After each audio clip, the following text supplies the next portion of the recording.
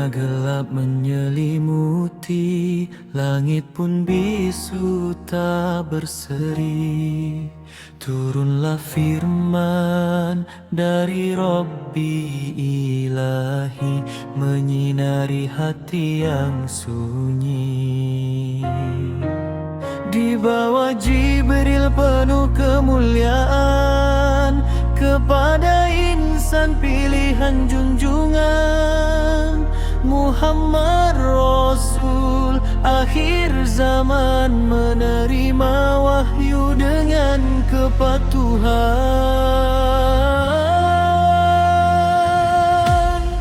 Al-Quran kalam suci dan mulia, petunjuk bagi yang mencari cahaya. Mukjizat agung tak tertandingi, pelita hati sepanjang hari.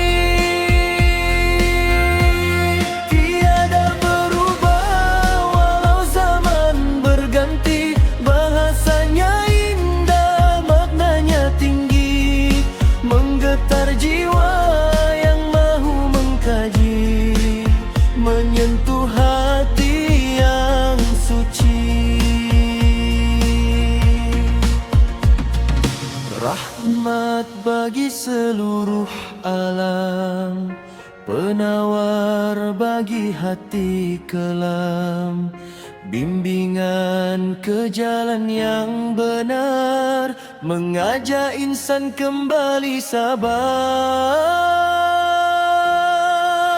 Tiadalah ragu di dalamnya, kebenaran nyata, tiada dusta. Setiap huruf berpahala, jalan selamat ke syurga.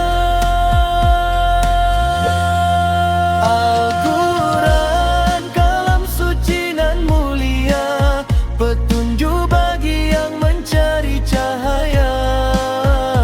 Mukjizat agung tak tertandingi, pelita hati sepanjang hari.